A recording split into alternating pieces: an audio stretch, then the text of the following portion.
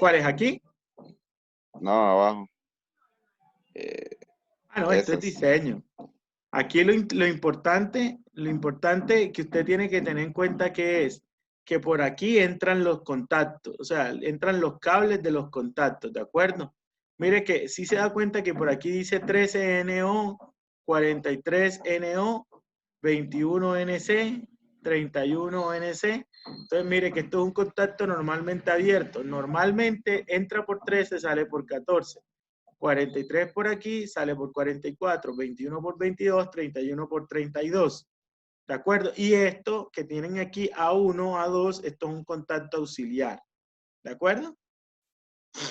Aquí esto es como el brochazo. Luego vamos a tener que ahondar un poco más en todo esto, ¿de acuerdo?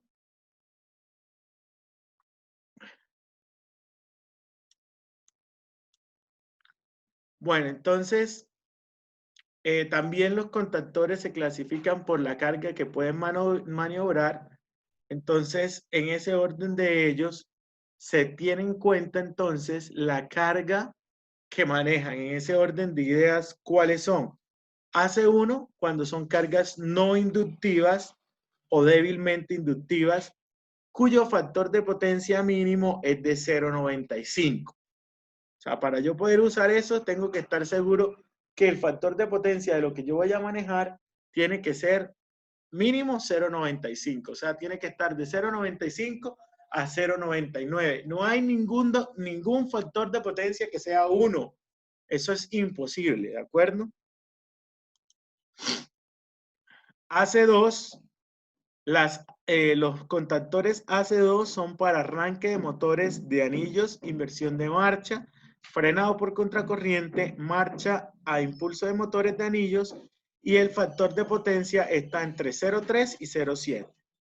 El AC3 son para contactores para el control de motores de jaula de ardilla, que se apaguen a plena marcha y que en el arranque consumen de 5 a 7 veces la intensidad nominal. Y AC4 es el arranque de motores de rotor en cortocircuito, inversión de marcha, marcha impulsos frenados por contracorriente. Bien, entonces esto era lo que de momento tenía para,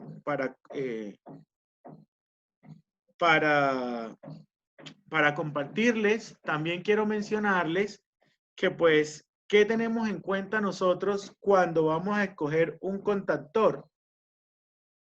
Lo que nosotros tenemos en cuenta cuando escogemos los contactores son ¿qué cosas? Primera cosa, la tensión de alimentación de la bobina, ¿de acuerdo? Las bobinas de los contactores se pueden alimentar tanto en directa como en alterna, ¿de acuerdo? Siendo en alterna las más habituales de 12 voltios, 24 o 220. Otra cosa que tenemos que tener en cuenta es el número de veces que el circuito electromagnético va a abrir y a cerrar. ¿Por qué? Esto también tiene una implicación. Como estos son elementos electromecánicos, estos también tienen una vida útil. Entonces, uno también tiene que ser consciente si uno necesita que el contactor continuamente esté abriendo y cerrando. Entonces, hay que tener en cuenta eso también, ¿de acuerdo? Después de un tiempo ya no funciona igual, ¿no? Sí, lógicamente, porque el circuito electromecánico se daña. Entonces, como esto tiene una bobina y una platina que se mueve hacia arriba, hacia abajo, que cierra o permite el paso, entonces, pues sencillamente lo que va a suceder, ¿qué es? Que en últimas, es cuando, no sé si han escuchado ustedes ese término, es que se queda pegado el contacto, que él trata, pero se queda como a la mitad o se quedó y toca a veces darle un puñito, un golpecito para que se mueva. ¿Cuándo se da eso? Cuando se ha deteriorado el contactor, ¿de acuerdo?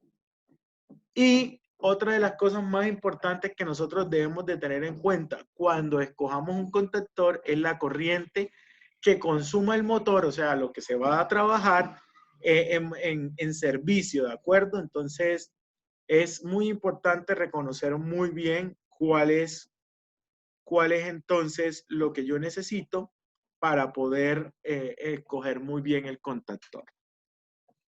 Bien, muchachos, entonces esto era lo que tenía preparado para la clase del día de hoy, para que habláramos un poco entonces ya de los contactores. En las exposiciones van a haber temas variados desde motores en adelante, que vamos a profundizar otras cositas. ¿Qué es importante mencionar, chicos? Para la exposición que vamos a realizar, pueden utilizar videos, material, todo lo que ustedes quieran para hacerlo de la manera más amena posible, ¿de acuerdo? Y que se entienda la temática. Como les Nosotros digo. solo respondemos las preguntas, ¿no?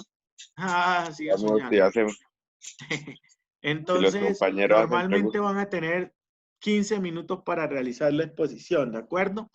Entonces, para que se programen más o menos 15 minuticos es lo que van a tener. Tratemos de prepararnos muy bien para ir también puliendo nuestra competencia comunicativa, que ese tema es muy importante. Y sobre todo cuando hablamos de los temas técnicos, ¿de acuerdo? Entonces, hay que ir ya empezando a fortalecer ese tipo de cosas.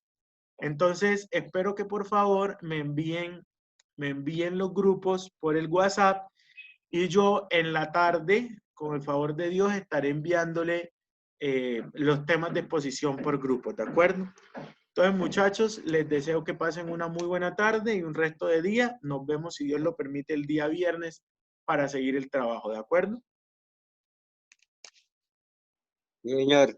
Bueno, sí, señor. Estamos en... ¡Ay, venga! Se me olvidaba. Otro anuncio parroquial.